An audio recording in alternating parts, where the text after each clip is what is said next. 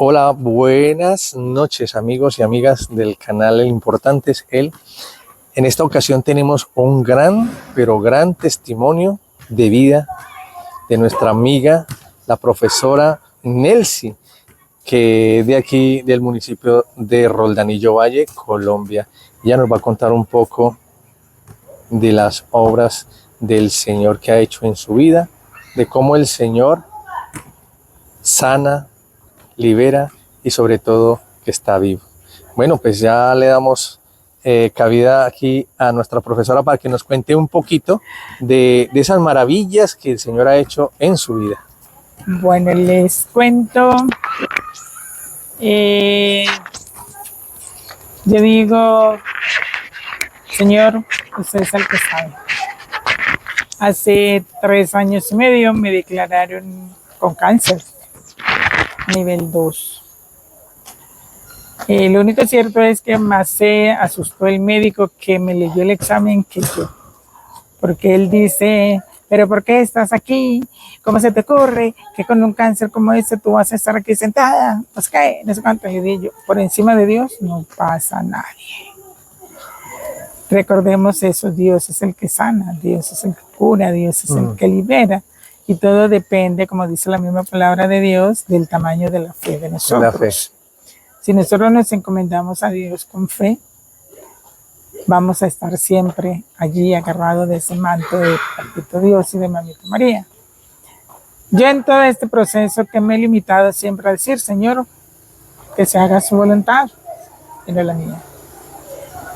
Como yo llevo hace mucho tiempo una vida de evangelización, de acompañamiento a las personas que están en agonía, lo único que le dije al Señor fue, bueno, Señor, si en sus planes está que yo me muera de este cáncer, que así sea. Nelcy, perdona que te interrumpa. ¿En qué tipo de cáncer, qué nivel era? Tenía cáncer de seno. Cáncer de seno. A nivel 2. Cuando me lo descubrieron ya era nivel 2, o sea que ya iba avanzado. Ya avanzado. Sí. Pero yo siempre he dicho, uno se muere el día que Dios tiene destinado, sí. ¿Cierto? Mis hermanas decían, pero usted tan tranquila, usted tan no sé qué, mis compañeras también, inclusive una vez una de las compañeras me la encontré en la calle y me dice, ¡ah! Usted, le digo yo, ¿qué pasó? ¿Qué pasó? Usted no dice que tiene cáncer, le dije yo, vea, por encima de Dios no pasa nadie. Sí, y aquí estoy, de pronto, póngale cuidado que pronto puede morir primero usted que yo. Sí. Sí. Y después nos reímos un rato y seguimos, ¿cierto? Entonces yo le digo a Dios cuando me declaran con cáncer, yo lo único que le digo a Dios, Señor, usted sabe cuál es la rutina de mi vida, ¿sí? Yo me muevo evangelizando por la vereda, yo acompaño a las personas donde me llaman que están en agonía larga, yo me pongo en sus manos. Si me voy a morir, lo único que yo le pido a usted es esto, que durante el día yo corra y haga todo lo que hasta ahora he venido haciendo y que ya cuando me acueste me duele hasta lo que no puedo. Ya. Pero gracias a Dios, aquí estoy, bien, no me ha dado nada, Dios ha hecho su obra, Mamita María ha hecho su obra, tuve una visión, no sé cómo llamarlo, un sueño donde mi papá me decía, sí. Hija, órale a la Virgen, que Dios a través de la Virgen, como te salvó a los 7 años, te va a salvar. A mí a los 7 años me dio tifo. Y el tifo en esa época era una enfermedad que de 10 se salvaba una, de los 10 que a mí me tocó, yo fui yo la que me salvé, digo yo siempre. Sí. Y cuando el médico dijo, no hay nada que hacer, mi papá me dijo, mija, órale a la Virgen que es la única que te salva. Mi papá de cansado se quedó dormido en una silla ahí en un rinconcito. Sí. Y yo donde mi papá me había acomodado en medio de un poco de hojas de ciruelo, sí. Sí, me hizo un colchón y me envolvió.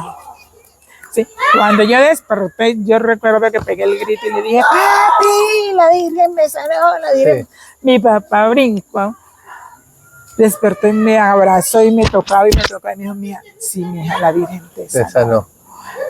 Cuando me declararon con cáncer, yo digo, vuelvo y repito, no sé si fue un sueño, fue una visión, porque ya yo estaba sentada orando, sí. Porque yo soy de las que me paro a las 3 de la mañana a orar. Cuando mi papá, oí que mi papá me decía, pídele a Dios que la Virgen, a través de la Virgen, te va a salvar. Y aquí estoy. Por eso, y el dictamen que los médicos dan ahora de lo que tú El dictamen que los médicos dan ahora es que estoy bien. Ellos ya me operaron, estoy bien. Inclusive el martes tengo un control, me mandaron a unos controles de 3 meses que son normales y ahí estoy. Aquí estoy. O sea que el cáncer desapareció. Desapareció, Dios puso su mano, como digo yo, y aquí estoy. Sí. Increíble. Sí. Increíble porque uno ver que al que cree, el Señor puede hacer la obra. Sí, el Señor puede hacer su obra. Yo por eso le digo a la gente cuando van a mi casa, profe, que necesito que ore, mire que esto, le digo yo, primero yo le pregunto a la gente, ¿usted cree? Segundo, ¿usted quiere? Porque yo siempre le digo a la gente, mira, Dios está a la puerta. Hay una imagen muy común donde hay una puerta y Dios está así. Ya. Ahí. Y Él dice, si yo estoy a la puerta, si me abres, entro. Cenaré y me quedaré contigo. Pero si no le abrimos, Él no nos va a abrir. Él lo va a empujar porque Él iría en contra de su palabra y eso sí no lo va a hacer Dios nunca. Entonces nosotros tenemos que ser conscientes de eso. Si quiero salir yo del problema, quiero salir, ¿sí? Si tú quieres salir, Dios te va a dar la mano. Te va a dar la mano. Te va a poner la persona que te va a ayudar, ¿sí? Te va a ir donde el médico que te va a ayudar. Porque nosotros también tenemos que hacer eso. Dios, a través del tiempo, todavía Dios sigue hablándonos. Nosotros en medio del bullicio mental y de las cosas sociales es que no escuchamos, pero Dios nos sigue. Pero es muy, profesora, por ejemplo, ¿tú no cuestionabas cuando te dio cáncer? No. Como muchas personas cuando tienen algún problema cuestionan a Dios, dicen, ¿por qué a mí? Sí.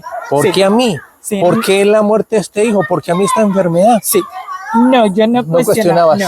No cuestionaba Nunca. porque yo aprendí hace más o menos unos 16 años cuando me leí el libro de Job. Yo tuve una crisis horrible que, mejor dicho, generada por envidias, por cosas. Sí. Y entonces una noche, después que lloré un rato porque no le veía la lógica a lo que me estaba pasando, oí que me dijo alguien que a mí desde muy niña me ha tocado. Yo siento que me toca y me dice, levántate y haz tal cosa. Me levanté y me dijo, lee a Job. Yo leí la Biblia, pero siempre me limitaba al Nuevo Testamento. Sí. Al Antiguo, no. Sí. Me levanté, cogí mi Biblia con la duda de que ese libro existiera. Ya. Lo busqué y sí. Empiezo a leerlo. Ese día sí lloré. Yo decía, Señor, en esta angustia que yo estoy, tú me mandas a leer la historia de una persona que no le está pasando nada bueno. Y cogí la Biblia y la tiré. Sí, me fui y me acosté. Cuando el otro día, a la misma hora, levántate a leer Job. ¿Sí? Entonces, como yo soy, como decía mi mamá, Nelcy Ricard, que cuando usted me dice blanco y yo no por el blanco no lo encuentro, busca el negro a ver qué pasa. Sí. Lo cogí de atrás para adelante. Sí. Cuando lo cojo de atrás para adelante es que me doy cuenta de que a Job le pasaron muchas cosas, pero al final Job le reclama a Dios. Le reclaman. ¿Sí? Y le dice, Señor, muéstrame que me lo aprendí, muéstrame en qué momento yo te ofendí, en qué momento. Y Dios le responde a Job, ¿sí? Job, tu único pecado fue reclamarme a mí que soy tu Dios. ¿Sí? Sí. Entonces yo desde ese día no reclamo, simplemente yo le digo, Señor, muéstrame que debo aprender de todo esto. ¿Sí? Entonces ese día yo, cuando el médico me dice, sí, el médico hasta que se paré donde estaba sentado y yo me quedé poniendo el cuidado al médico y le digo, Señor, algo debo aprender de esto. Tú me vas a mostrar qué es, que yo debo aprender de todo esto. Y ese ha sido el proceso. Ese ha sido el proceso. Y yo le digo a la gente siempre, ofrezca. Y aprendí a ofrecer. Señor, te ofrezco mi cansancio, te ofrezco esto. Cuando despierto a la medianoche y no puedo dormir, Señor, te ofrezco. En ese momento, todas las calculatorias que yo pueda hacer por las almas del purgatorio, por los que están agonizando, por los jóvenes que andan en la calle, y empiezo a ofrecer. Dormida, ofrecer. Sí.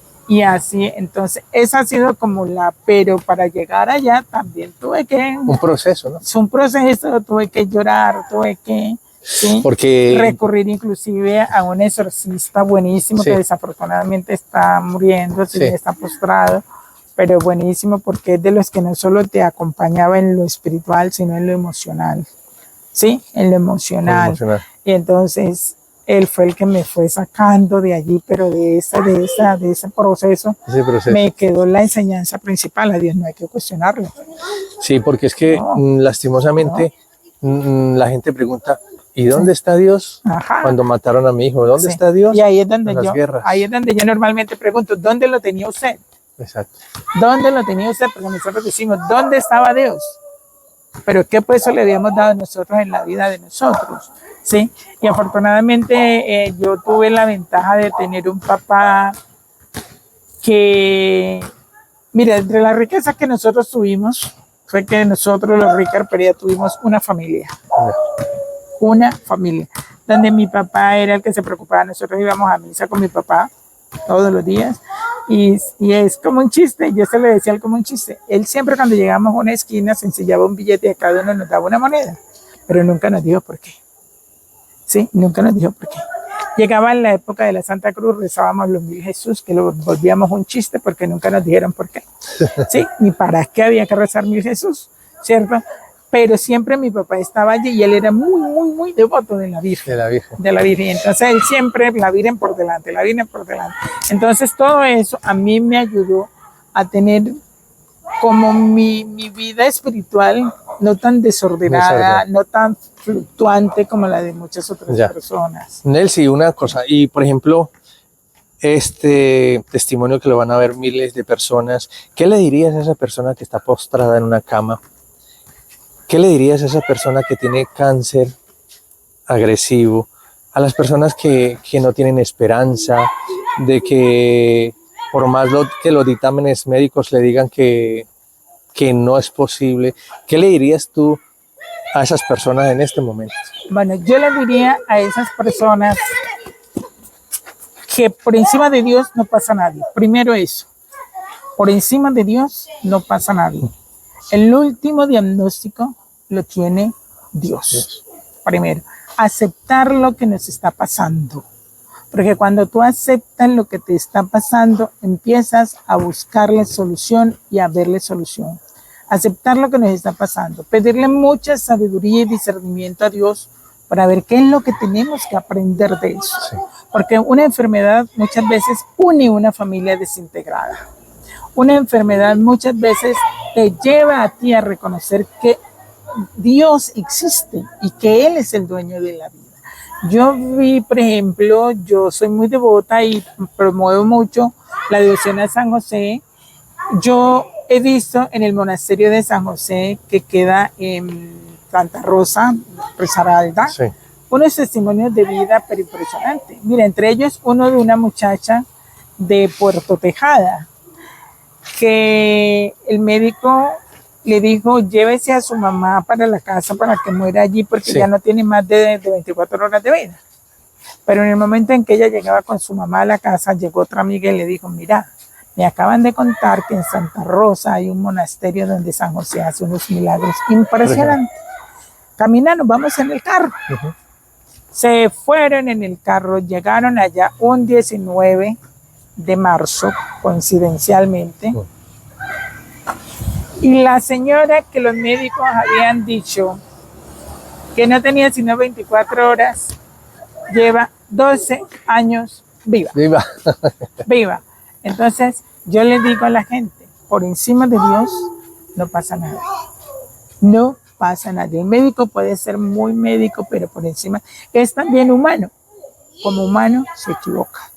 Entonces, al que está tirado en una cama, postrado, perdón la expresión, postrado ya en una cama, quizás piense, Dios lo tiene allí para que él pueda lavar su alma, ofreciendo el sacrificio, los dolores que está padeciendo por la purificación de su alma, por la purificación, la unidad de su familia, ¿cierto? Porque muchas veces por los desprendimientos. Yo tengo un caso que a mí, cuando hay personas con agonías muy largas, vienen y me buscan tarde de la noche y me toca ir al hospital. Ya. Y yo me río mucho con los vecinos porque pues siempre vienen esos sardinos a buscarme en la madrugada. Ya. Y entonces me llevaron a ver un señor que hacía 3 meses estaba con agonía de lo que yo denomino colapsus. Se muere por 10 minutos y Ah, cuando yo llegué allá, yo empecé a hablar con el señor, le pregunté qué tenía, qué le hacía falta, qué deseaba, y me dijo, profesora, necesito pedirle perdón a toda mi familia. increíble. No fui un buen papá, no fui un buen esposo, no fui un buen hermano, entonces necesito pedirle perdón a mi familia. Y verdad, fueron pasando uno por uno a pedirle perdón. Cuando llegó la esposa, le dije yo, abrácelo, abrácelo. Sí, pídale perdón, háblele todo lo que él la está escuchando. Sí, y cuando de un momento a otro, dice la señora, profe, nosotros los que estábamos allí rezábamos Padre Nuestros, Ave María, sí. Padre Nuestro, Ave María. Cuando me dice la señora, profe, me aflojó las manos. Le dije yo simplemente, déjelo caer, que él ya se murió. Y sin quejarse, sin suspirar, sin nada, sí. El Señor murió en la paz del Señor. Murió en paz. Sí. Entonces nosotros debemos ser conscientes. El odio es una enfermedad que mata, y mata en vida. Sí. Mata en vida, porque el que odia no está sino maquinando maldades sin ponerse a pensar que cada maldad que tú maquinas para el otro se te viene doble, ¿sí? Y te dedicas a renegar porque te pasa, porque eso, pero nunca te detienes a pensar qué estoy deseando yo para los demás. O sea que la mayoría, no sé si has leído el libro de San Hildegarda, es una doctora de la iglesia, y en uno de los tratados que leí, ella dice que la mayoría de las enfermedades vienen por el pecado. Yo decía, uy, sí. Dios, sí. ¿Cómo así que por el pecado? Sí. Sí. Por la envidia, por la rabia, por la lujuria. Eso nos va. Usted lo va somatizando. Mira, en mi caso me pasó algo bien especial. En Italia hay un sacerdote que él es de Jumbo, Padre John. Cuando a mí me dijeron tiene cáncer, yo no sé, yo a quién le dije discretamente que sí. No, y cuando menos pensé, todo el pueblo se daba cuenta que la profe tenía cáncer. Entonces, esa era una de las cosas que más de una vez me hizo llorar en la calle, porque yo no esperaba como esa actitud de gratitud de, profe, ¿cómo he estado? Profe, estamos orando por usted. Sí. Y un día cualquiera llega un amigo a la casa a quien yo le había dado el teléfono del padre para que lo llamara, porque él le contesta, usted le dice, padre, soy Juliana de tal, tengo tal problema, y él te contesta. A mí me había contestado. Y nos habíamos perdido como contacto cuando el teléfono del compañero y él va llegando a mi casa. Entonces le dije, padre, ¿cómo le parece que estoy aquí en la casa de la profesora Nelly? Entonces nos dice el padre, arrodíllese en que está la profe a quien estoy buscando. Nos arrodillamos y empezamos a orar y a orar y a orar, 45 minutos orando. Y después el padre dice, profesora, su cáncer es somático. Usted tiene unos duelos que no ha hecho. Wow. Sí, entonces, bueno, ya oramos y oramos y listo.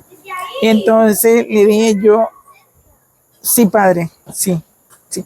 A mí me enseñó mi abuela paterna que al que se muere no se le llora, sino que se le da gracias a Dios por los años que compartiste con él, sí. Por todo lo que aprendiste. Entonces, simple y llanamente se murió mi esposo, papi, gracias por todo lo que... Sí, se murió mi mamá, gracias, pedí la bendición, me la echó mi mamá, listo. Se murió mi papá en las mismas. ¿Sí? Entonces el padre dice, no, tú no hiciste el duelo. Wow. Tú no hiciste esos duelos, y esos duelos son los que te tienen en esas condiciones. Entonces, ¿verdad? Me fui para la costa, donde viví desde pequeña con mis papás, y mi papá murió aquí, lo tuvimos aquí enterrado. Después mi mamá se va para la costa, y se muere en la costa, porque ella siempre había dicho que yo iba a morir allá, porque Ya. no la movieran de donde la dejaran. Sí. Llevamos cuando mamá cumpleaños, llevamos los restos de papá. Y me fui para la costa, sí, allá estaba mi esposo, entonces también le dije, bueno, listo, aquí estoy. Señor, muéstrame qué es lo que tengo que hacer con estos seres queridos, ¿sí? Y simplemente volvió y lo que me fluyó fue eso, darle gracias, Señor, por tal cosa, le pedí perdón por tal otra.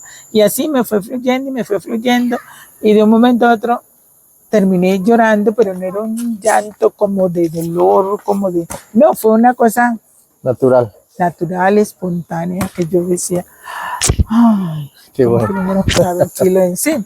Entonces sí es cierto que somatizamos, Somatizamos lo que no. Sí, esas cosas que no dejamos fluir normalmente en nosotros. Bueno, pues yo Sí. creo que